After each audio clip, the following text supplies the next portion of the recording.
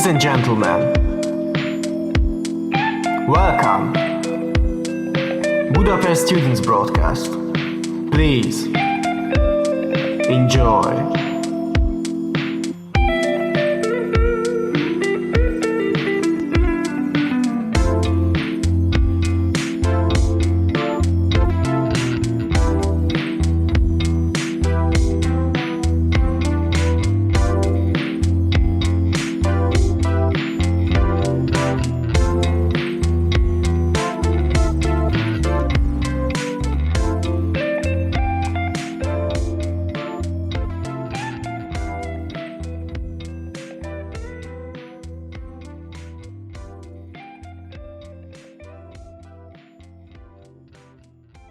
Hi guys, welcome to the Budapest Student Broadcast. This is your host Dimant, and I'm joined here today with my co-host Rego.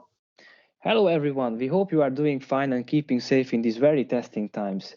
Welcome to our podcast. And since this is the first episode of the Budapest Student Broadcast, we would like to kick things off with talking about what this podcast is going to be about and introducing ourselves a bit. So Rego, maybe you could give the listeners a brief introduction so that they know what to expect from us.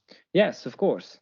On Budapest Student Broadcast, we want to provide the students of Corvinus with insights, perspectives, also some pieces of advice related to their studies and several other topics that could be relevant for a student just like us. To accomplish this, we will be interviewing several alumni of Corvinus University, as well as other personalities who share their valuable pieces of experience with the audience. Yes, absolutely.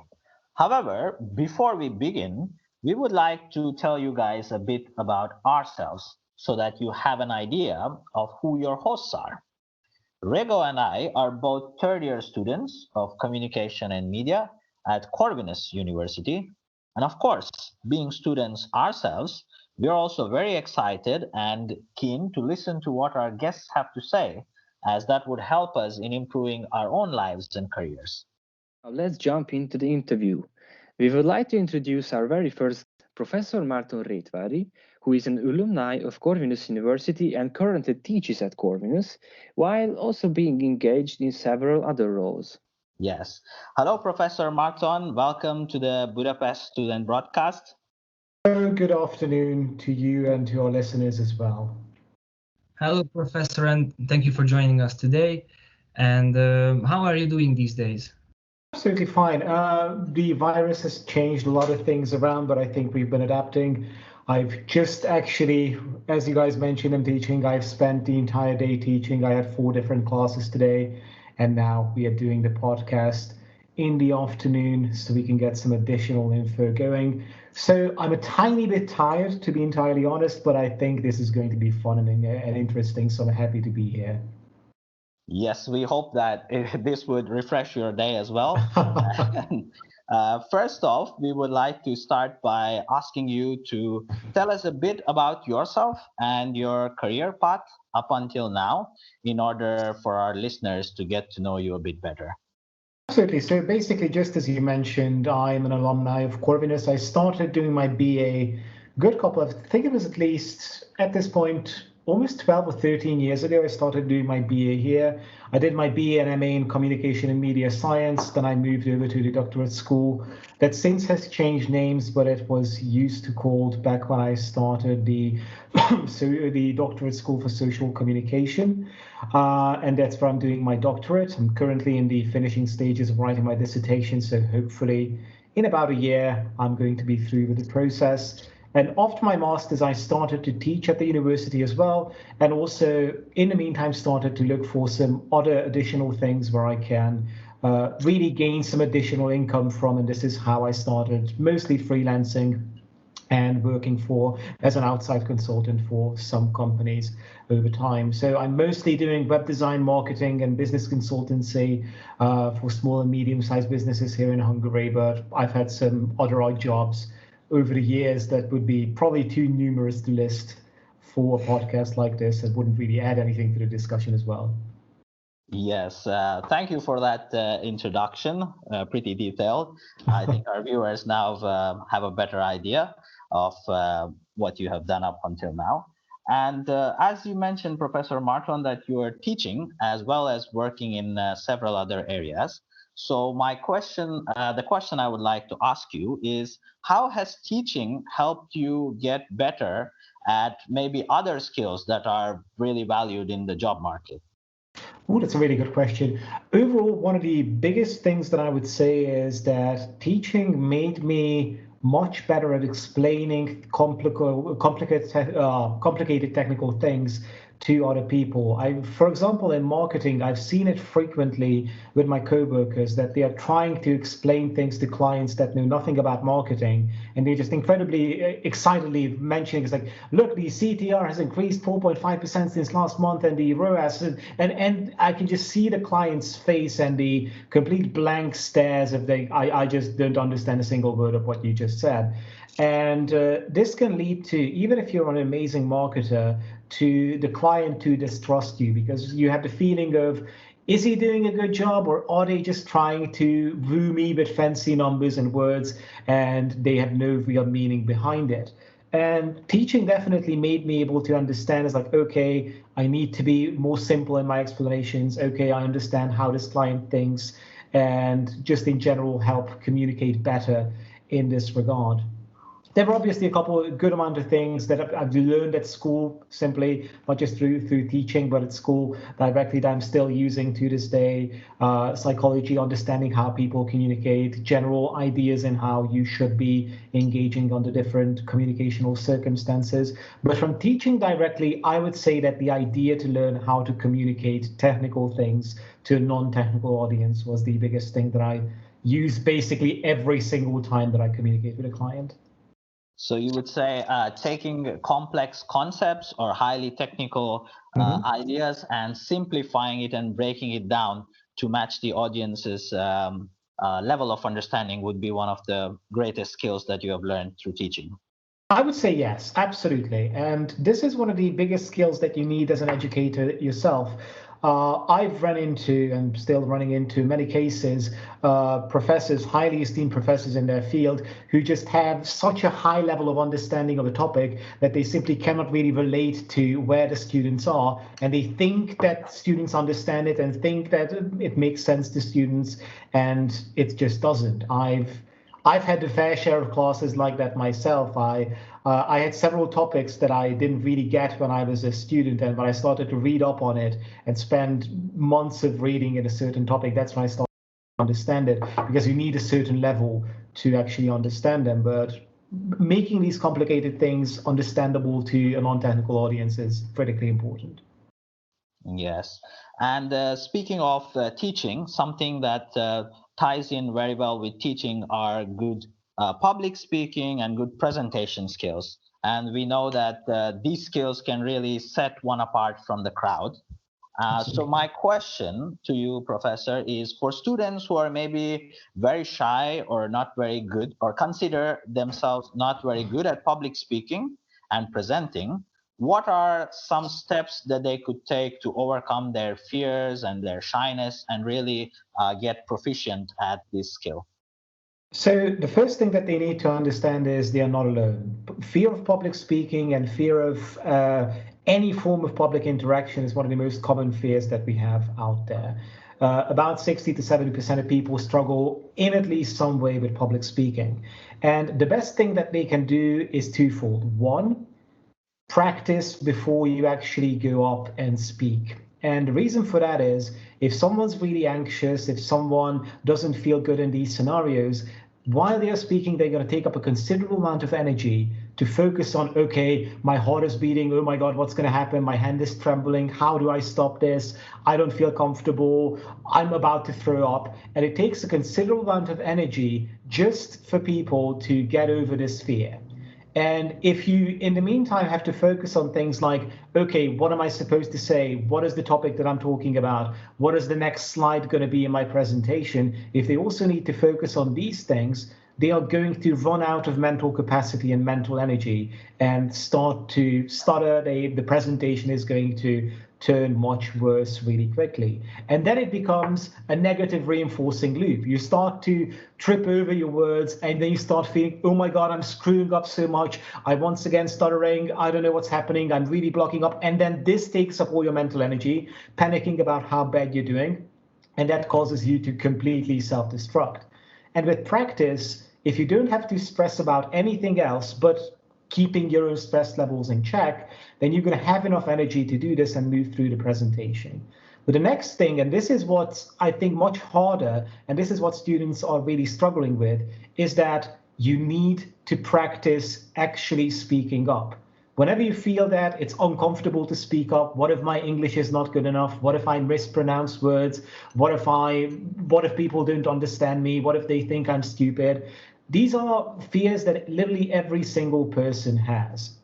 But especially, I'm mostly teaching in the English courses, so I have a multinational English language audience overall. What students need to understand is university and these classes have basically no negative repercussions if anything bad happens. Like, what happens if your professor doesn't understand you? Nothing. You repeat the question and they understand you for the second time.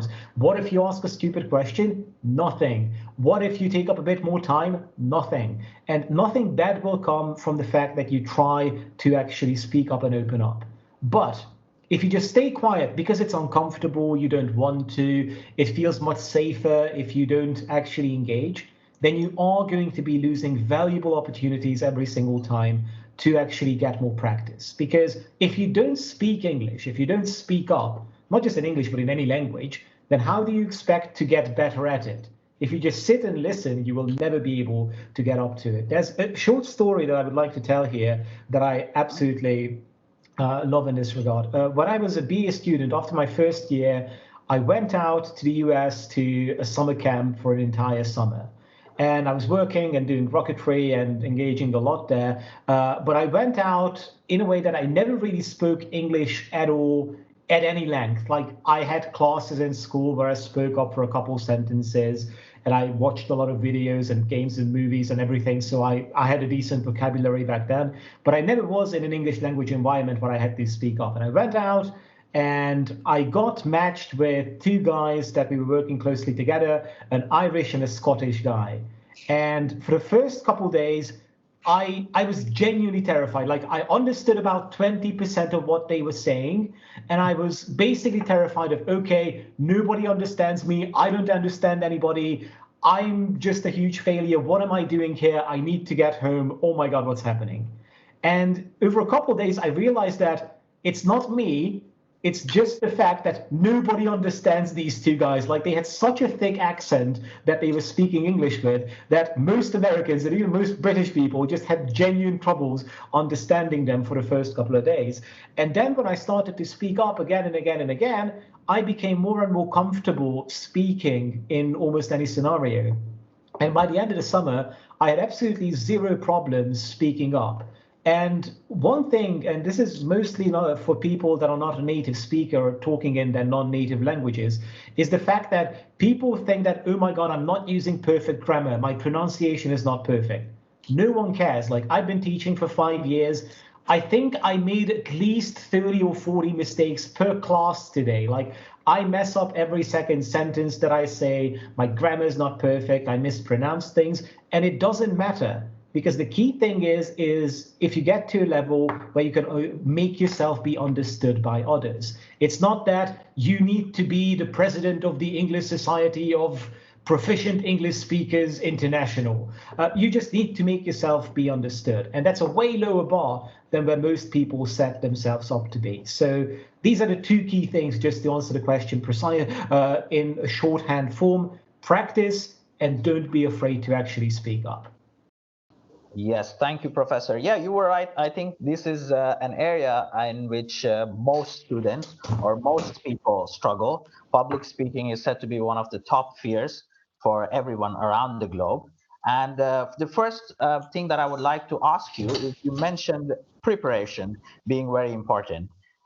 My question is, now there is a very like a balance that we have to strike between sounding robotic and sounding natural. What I used to prefer doing was to write down exactly what I'm going to say and practice saying it so many times that once I had the confidence that I knew my speech or my content very well, then when I got up to speak, I found myself in a more calmer position where I could improvise and I would end up saying many things that I hadn't initially planned. But it was because I was calm enough to say those things because I had already prepared the content of my speech. So whereas some people advise you to try to have just bullet points and be a bit more natural and just riff when you go there, but I think my personal opinion is that this can only happen once your brain is already calm and you're used to public speaking. So what would be your opinion on this? Basically, what you just went through is almost entirely correct. There's only one small thing that I would like to add here, well, two basically. One, this is going to be a semi-individual basis question. So for you, it worked really well that you learned your entire speech just by heart, and this made you much calmer and made you to be more able to improvise and riff right at the given situation. However, many people have reaction to this because many people, when they start to learn something word by word, so they actually can't go through the entire thing by heart, the problem becomes that they start to really rigidly commit to saying the exact same words, and they kind of feel like that what they are learning is like a poem that they need to recite. Yes, if you're reciting a poem, you need to recite it exactly as the author has written it. You cannot simply start saying different words in the meantime because it sounds better in your opinion. But when people learn their own things, those are not poems. Nobody knows that you wanted to say one word and instead you ended up saying up another. And many people trip up on this, oh my God, I didn't remember the exact word that I needed to say, and they start to block themselves off because of it. So for you, this works incredibly well. For other people, they might be better off with simple bullet points. Bullet points also have a critical element or that it allows people to do a bit better with them, and that is they take way less time to set up than learning everything by heart. And you can spend the rest of the time in trying to improve in other ways. So for example, with a presentation, I can spend 2 days learning my entire speech by heart, or I can spend that 2 days perfecting my slides, practicing the speech itself and how am I going to talk about it, get some additional materials, read a couple extra articles so I can connect more things to it, have a deeper understanding of the actual topic that I'm discussing. And these kind of balance out.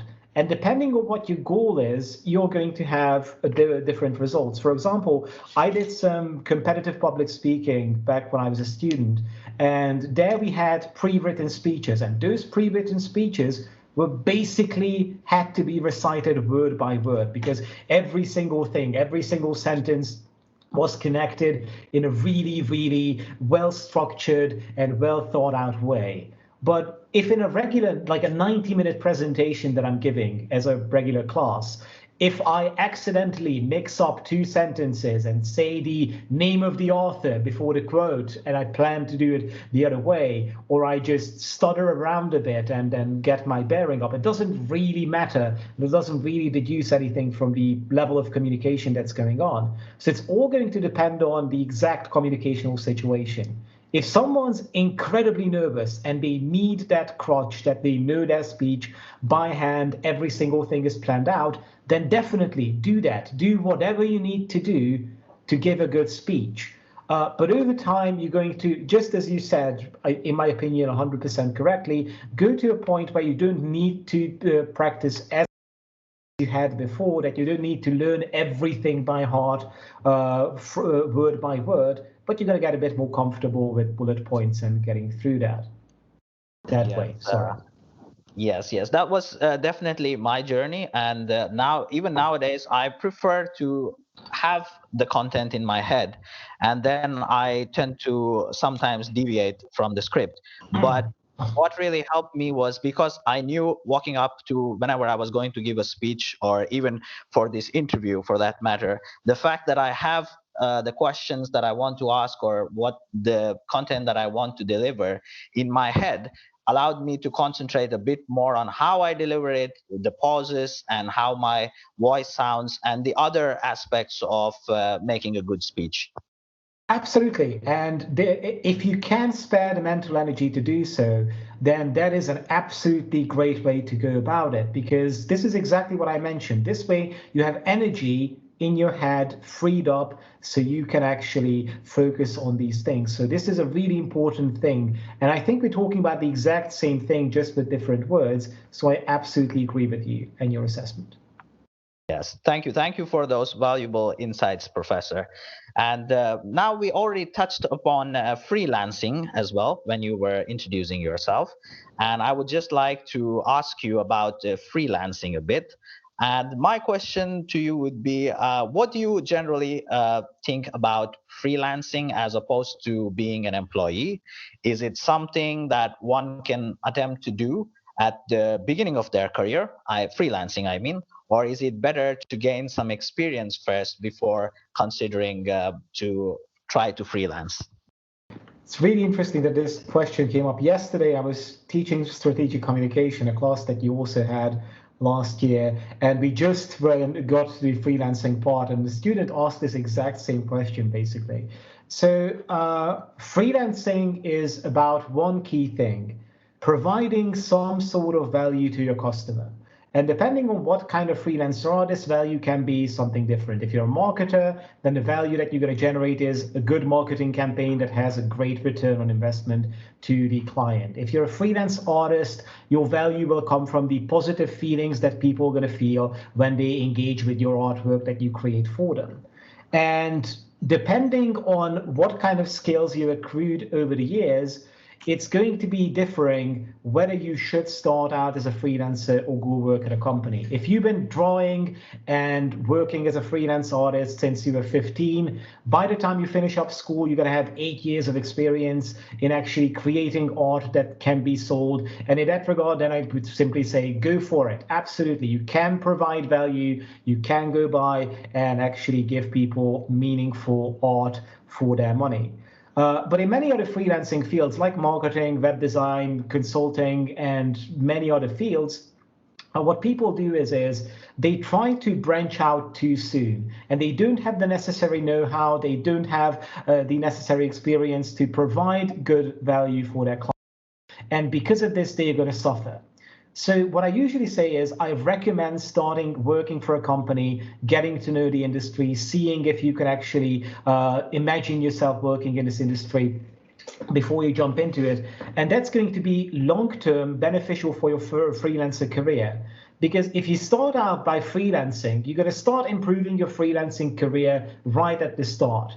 But if you spend a couple years, 1 or 2 years at least, working as an employee, and yes, in those 2 years, your freelance career is stagnated, obviously, because you're not freelancing. But after that, you can move up way quicker. You're going to have the experience, you're going to have contacts, you're going to know who to ask if you have some questions. You might even get some clients from the corporation where you actually worked at from before and actually work with them. You're going to know the best practices in the field, and you're going to be able to provide more value. And the more value you can provide to your clients, the more clients you're likely going to get if the value is actually worth it. So depending on the skills that you have, I would like to recommend different routes. Basically, if you have the skills to provide value, feel free to go for it. If not, take a humble pie, sit down, and basically just get to the point where you can provide value with your experience. Okay, thanks, Professor. That makes a lot of sense, I think, regarding freelancing and at what point you can consider it to be an option. And now I would like to just touch upon one other aspect before my co-host Rego takes over and discusses some other questions that he has for you. And that is that generally students have different aims and ambitions. And we can maybe categorize students into two broad categories. Say students who are interested in academia and want to go on to maybe enroll in a master's program or get their PhDs and maybe get into teaching, and the ones that are strictly interested in getting into the job market, and working as soon as they are done with their bachelor's maybe. And what I would like to ask you is, what would be your advice to these two different categories of students? Are there things that they should be concentrating on specifically, keeping in mind what their goal is? Basically, the first thing that I would say is I think you're missing one crucial group of students from this categorization of two. And the third group of students is a student that don't really know what they want to do.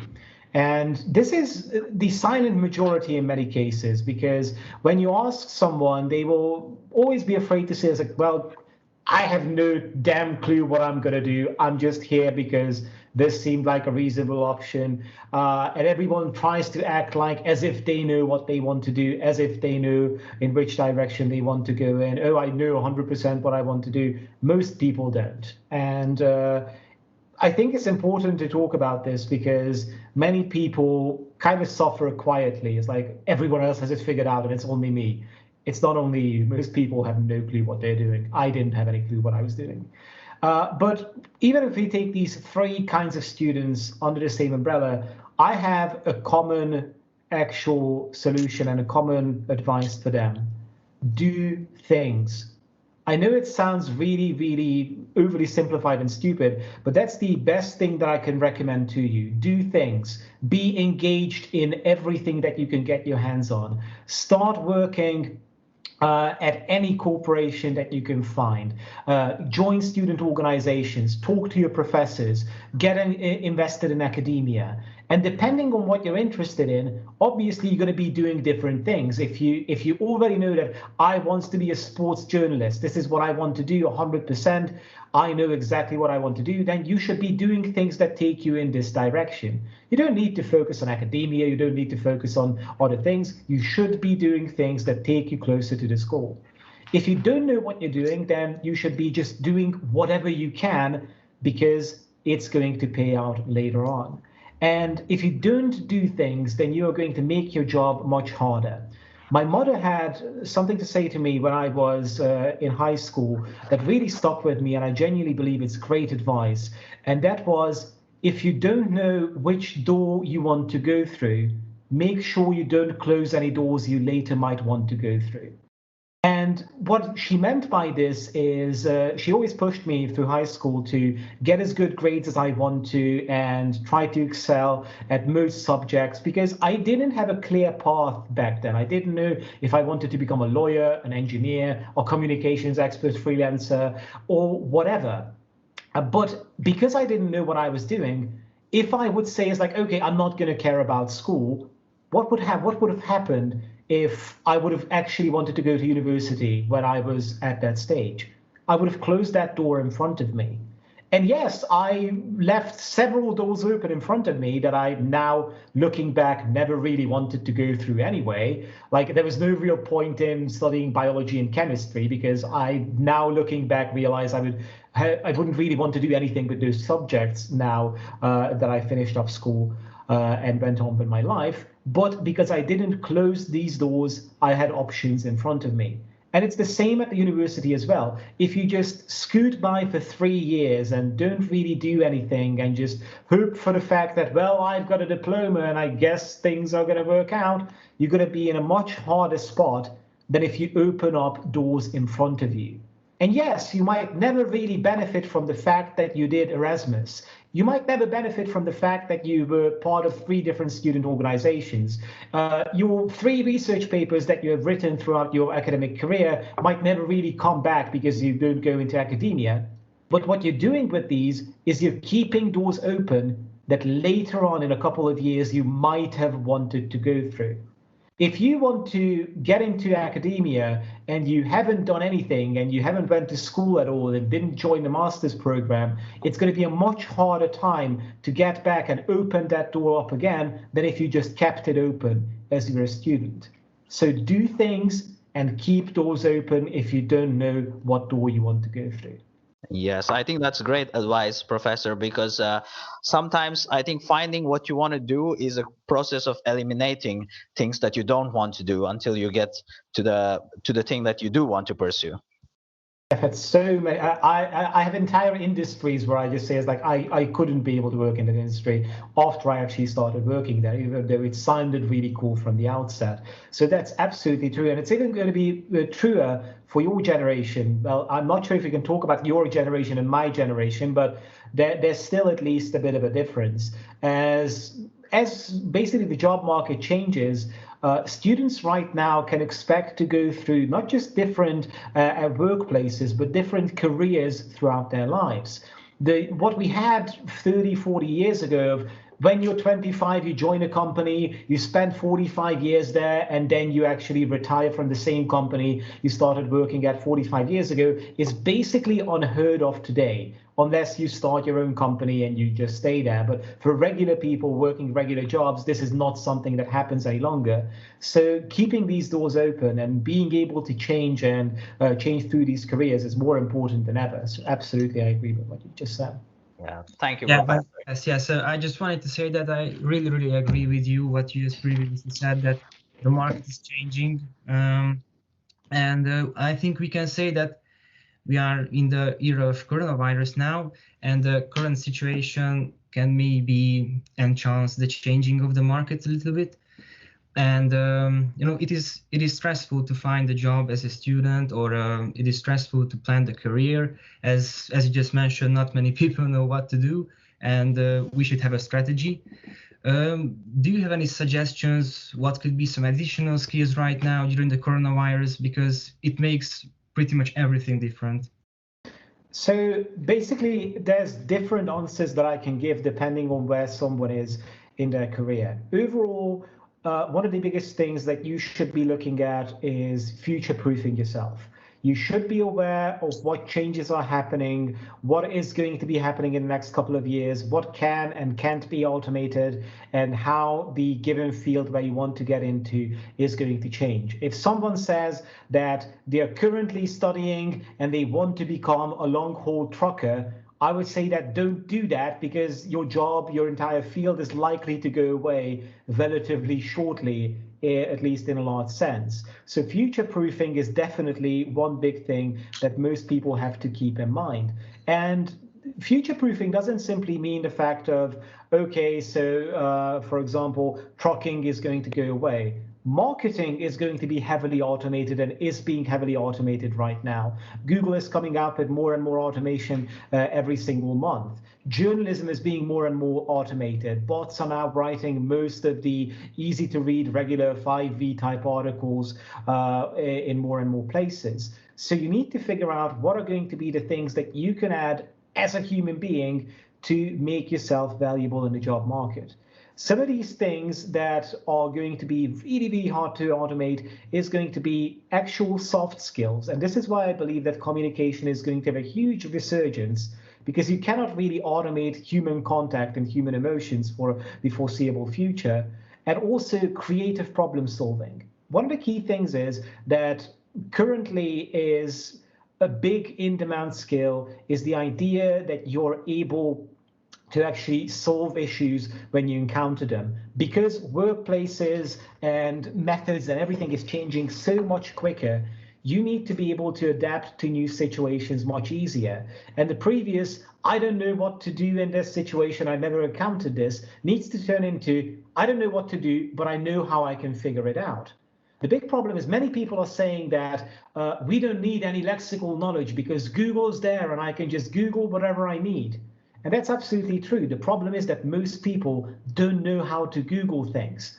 I've seen students and I've seen people in academia and in circles like that have no idea how to use these services. So figuring out how to find information, where to find information, and how to process that information is going to be absolutely critical. Another thing that's going to be critical is the idea that people are going to need to be proficient in more and more things. For example, if you just become a marketer, there's more and more things that you need to be proficient at. You don't just simply, okay, I understand how TV ads work, that's it. There's going to be 15 different platforms that you need to understand in how it works. You need to be able to relearn things almost constantly. There's an age-old saying in online marketing that knowledge has a half year of 12 months, meaning that if you don't learn anything new in a year, you will be worth half as much in everything that you know as you had before. So lifelong learning is going to be more important than ever. You simply cannot do that, okay, I learned this 10 years ago and I'm still going to be using the same thing over and over. Just as a quick example, you might remember the strategic communication classroom where we created a website together. This year, just 1 year from now, we're using a completely different system than what I've been using with you, because technology has been changing so rapidly that we moved over to completely different things and elements overall. And this was just within a year. So you need to be constantly up to date with what's happening. Yes, of course. I think as a teacher, it must be crucial to be not to be outdated, of course, as well as some other fields require that, of course, to be well prepared of technological skills and all things like that. And talking about technology and the coronavirus, as we previously mentioned it, the era of the pandemic brought the era of home office as well. Mm-hmm. And I think many people are struggling with managing their time, including me a little bit, to be honest. And what would be your advice? How could students or how could people manage their time better? Because I think we should separate being at home from learning at home or teaching at home or something like that. So what would be your advice? What do you think about it? You just mentioned is one of the first advice that most experts actually give when it comes to home offices and home learning. And that is to separate your locations where you're working, where you're studying, and where you're just living your life. For example, I've seen just on camera many students just having their laptops in their beds and just in their pajamas joining classes. And although as much as I wish I can join them in doing that and not just having LED lights just smashing me in the face and blinding me for 8 hours a day in front of my green screen, as much as I wish I could do that, it's not really a good idea, because your brain starts to associate different places with different things that you're doing. If you keep working in your bed, then your brain is going to be subconsciously confused. Okay, so should I be sleeping now or should I be working right now? Should I be really aware now or should I be really actually tired and sleepy right now? And this is something that many people recommend. And this is, once again, depends on where you are and what your situation is. If you can move to a different room, if you further can, it helps if you have 2 separate workstations, maybe 2 different tables, one for actually learning, one for relaxing. That can help a ton. But another thing is, it's just general time management skills. The problem is that most people, including me, and I'm not going to be saying that I don't have problems with this, have general time management issues even before the pandemic happened.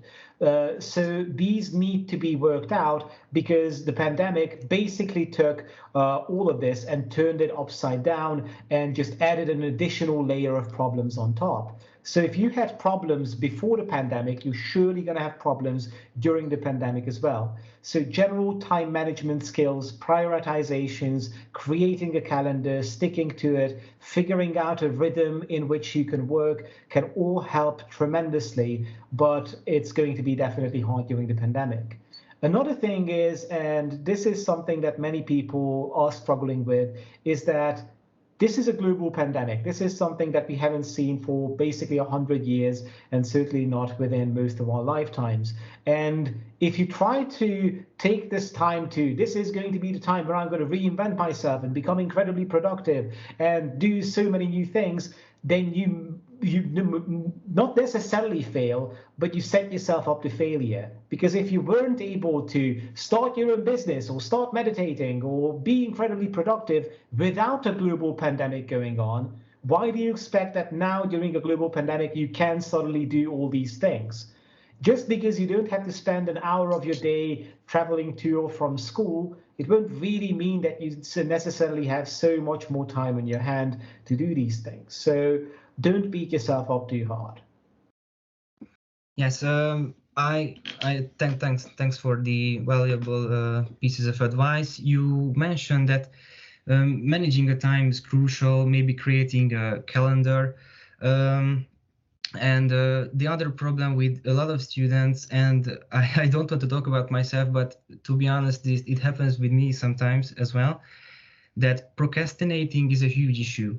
And what could be some ways to overcome this issue? What would you suggest? It connects a little bit to time management. Absolutely.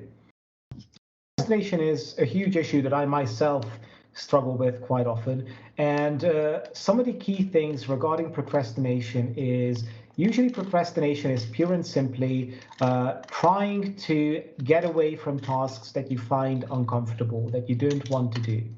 And one of the things that you can do that can help eliminate this is if you reduce the level of animosity towards a given task.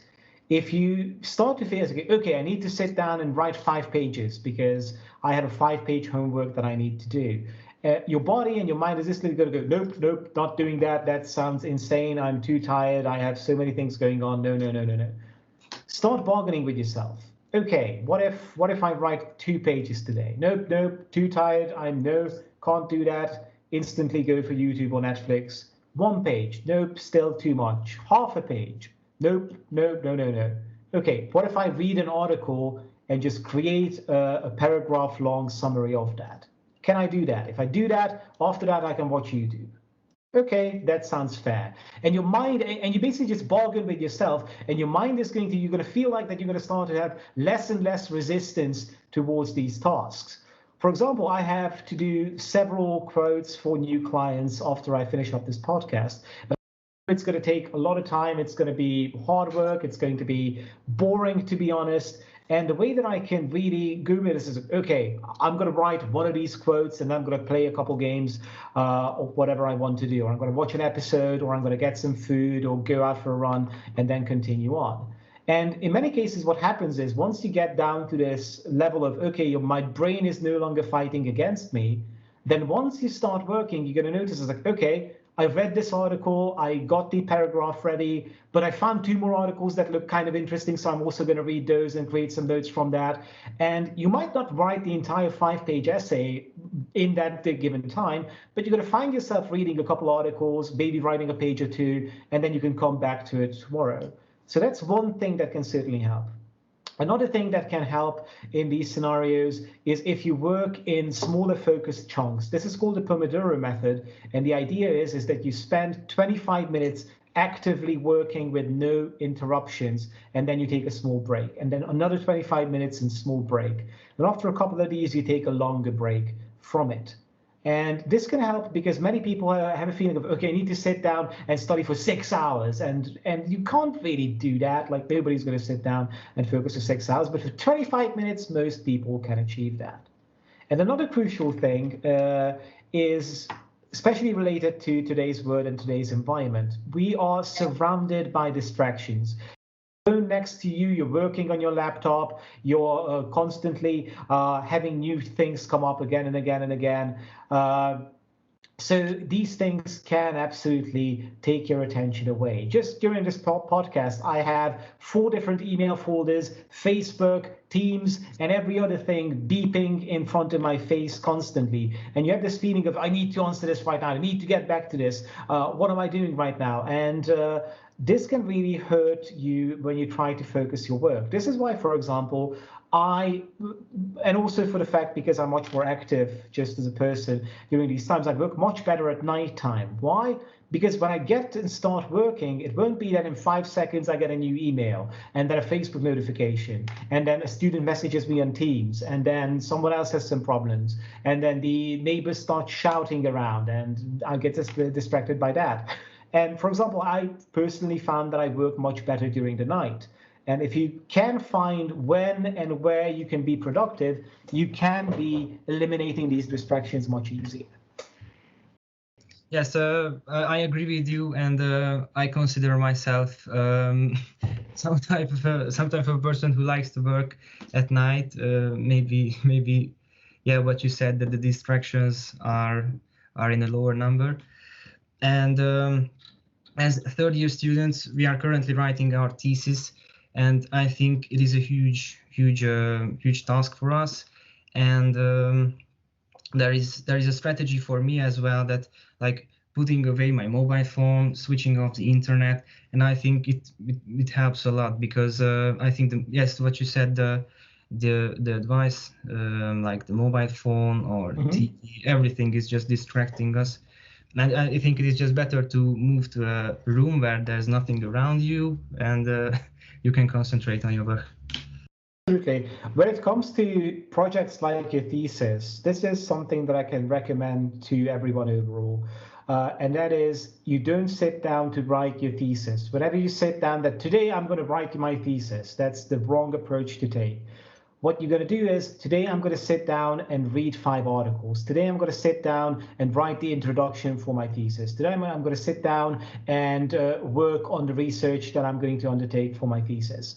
Because this way you have actionable goals that you can actually work on, instead of just sitting down, opening up Word, and then staring at an empty Word document for 2.5 hours and then crying yourself to sleep because of stress. So it's a much better solution to actually go through it in a way that you have actionable steps to work on. And whenever you only have, today I'm going to write my thesis, no, you won't. You're going to be just spending most of your time unproductively. If you sit down at today, I'm going to be finalizing the questionnaire that I have. I'm going to be sending out the interview requests to the people that I want to interview. I'm going to be reading X number of articles about a topic of my thesis. That's when you're going to be able to be much more productive and actually make strides in writing your thesis. Yes. Thanks for the piece of advice. I find it really useful, because as I said before, and Demon said it as well, that we are third year students and we are currently working on it. So yeah, so to move a bit to a different direction, we would like to be a bit futuristic, and we are interested in your opinion. We were talking about the changes of the market, changes of society and everything, and it is enhanced by the virus, of course. And what is your opinion? How could teaching, how could education change, like from 15 or 20 years from now? Can the offline education be totally substituted, or what is your opinion about it?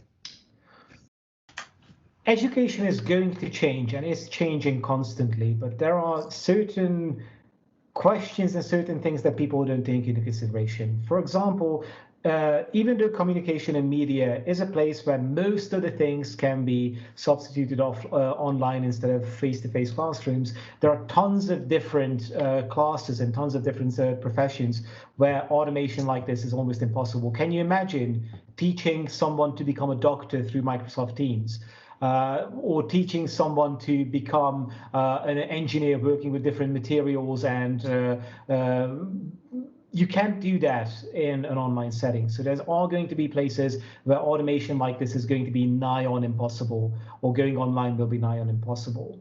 However, I think that this is not just because of the pandemic, but the pandemic definitely sped it up.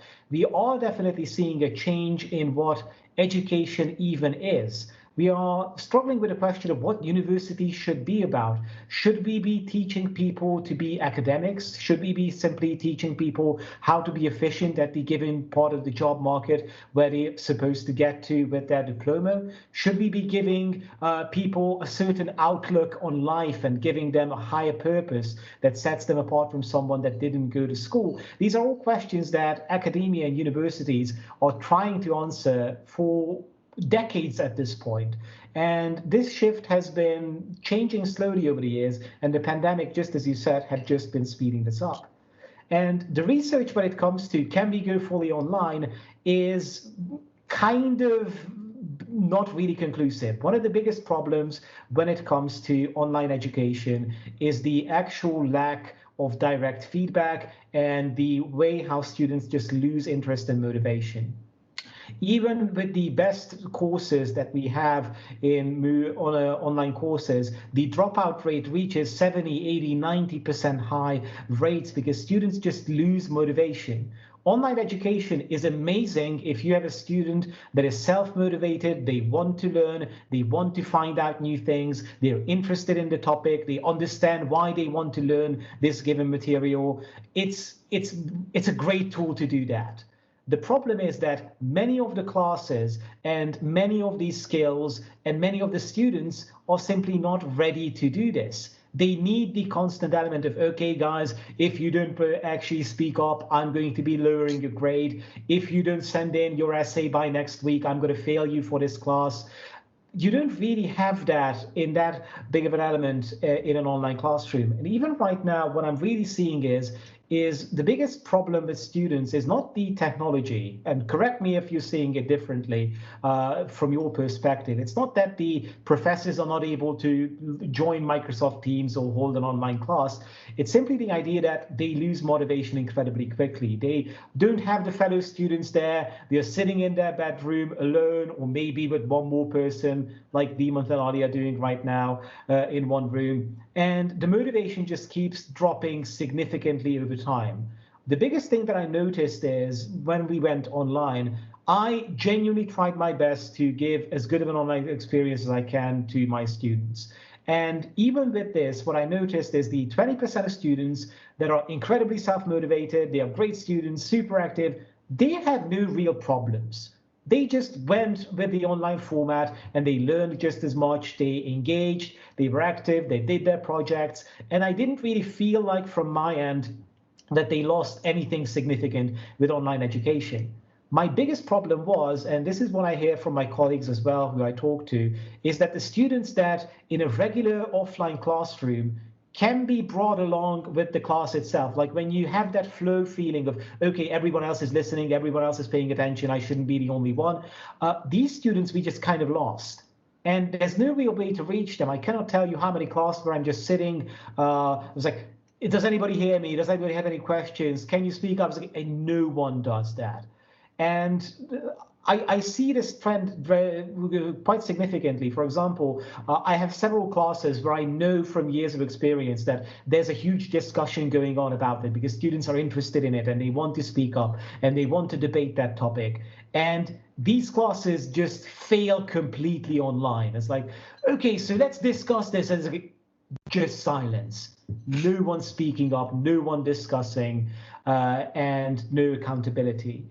So these are students that we really failed with online, and not just we. I would just rather rephrase that these are the students that online education itself really fails.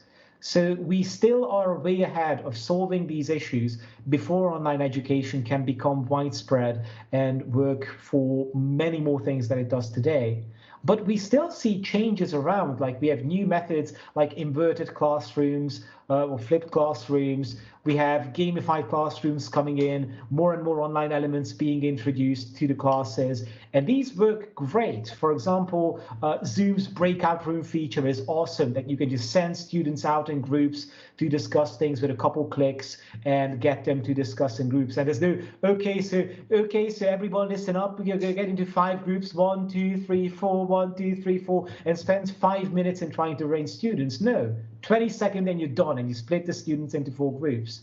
And technology can be used to create some amazing classroom experiences, but we're just still at the beginning in understanding what works, what doesn't work, and how we can actually move on with this.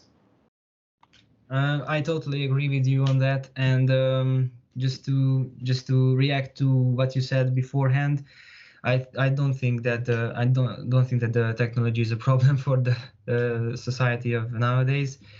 And I agree that it is a lot more engaging to be at the classroom and have personal feedback, maybe from each other. We can't really see even each other. We can see the teacher, but not in a way, of course, like we would see in real life. Mm-hmm. And yes, I just wanted to say that I totally agree with you on that. But there are some students who are going to finish their studies this year, and they are going to graduate this year.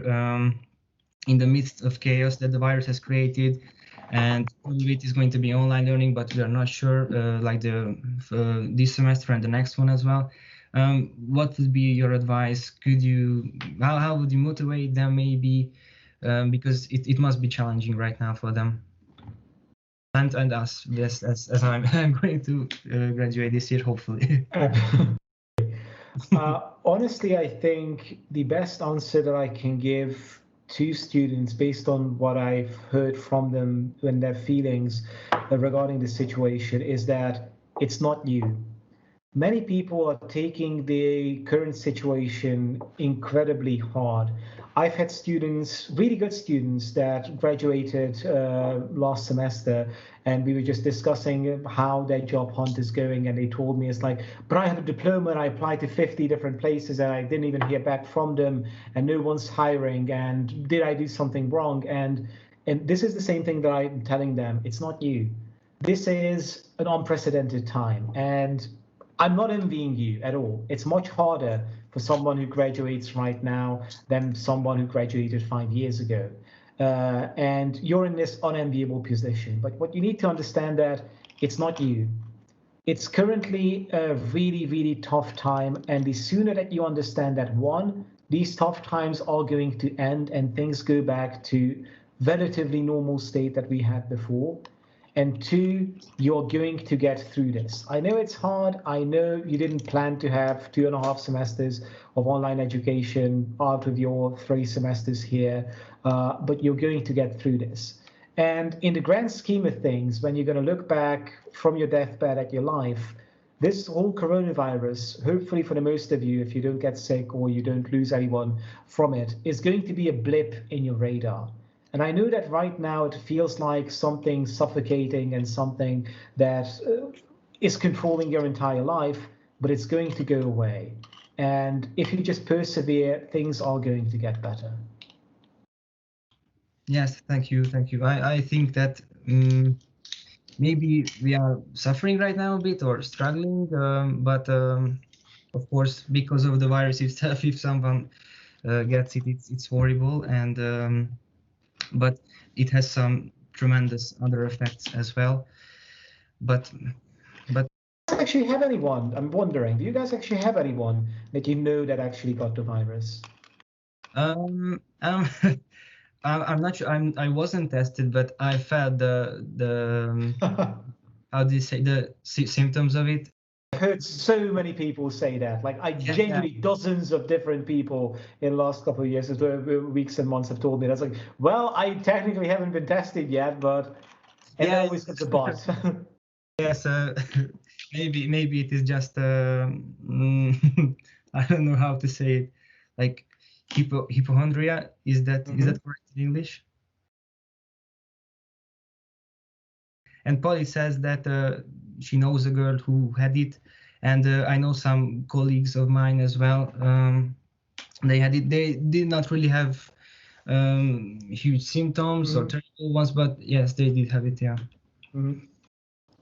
Yes, I know a few as well who had it, and not here, not in Hungary, but in other places in the world. And yeah, some of them, they recovered without much of without it really affecting them at all. And for some of them, it was really bad.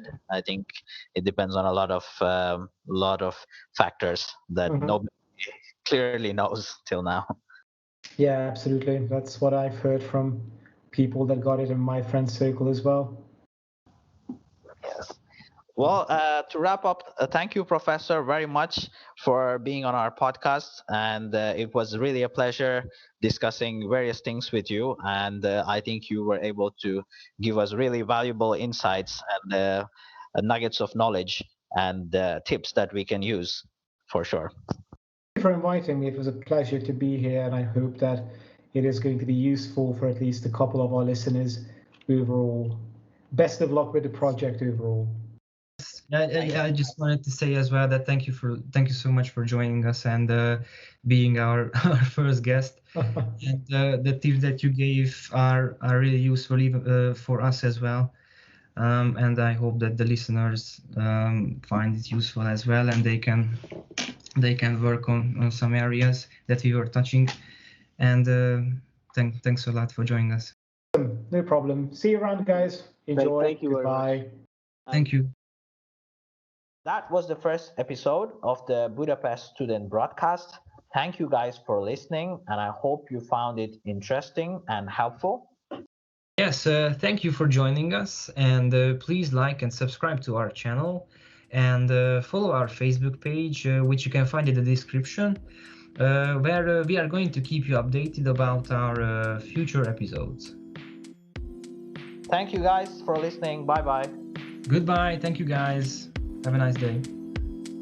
Ladies and gentlemen, we have reached the end of our programming. This was Budapest Students Broadcast. We hope you enjoyed. Thank you and stay tuned.